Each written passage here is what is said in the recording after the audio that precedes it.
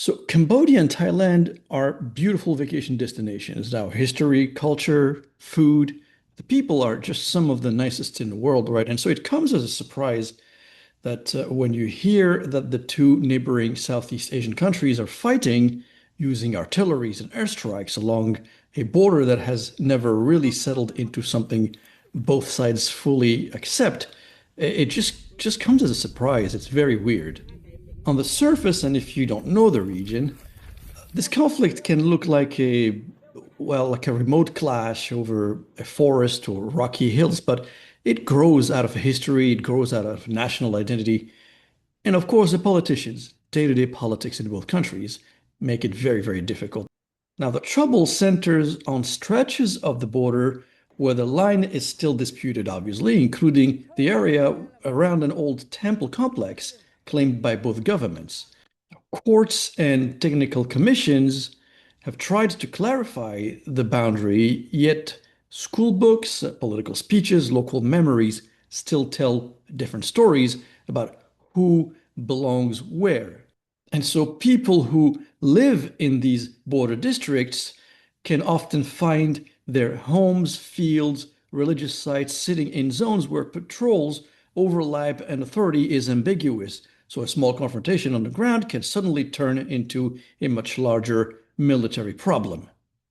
Right now, the worrying part is the kind of firepower being used close to populated areas. Artilleries, rockets, aircraft are operating near villages and small towns, and every misdirected shell risks casualties, damaged houses, and displacement. And so border communities often feel the impact quickly.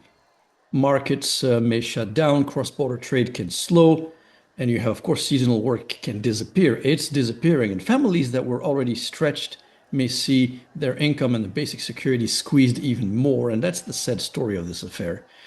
Now, domestic politics on each side can add extra pressure, and leaders in Phnom Penh and Bangkok operate in an environment shaped by economic strains and political competition, as well as concerns about public support.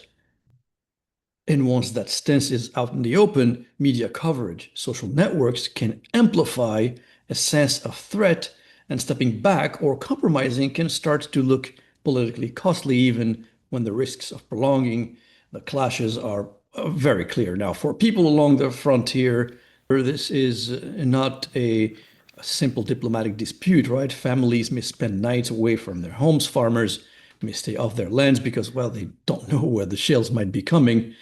And children can lose access to school, health services, etc., when the roads close or the facilities are disrupted.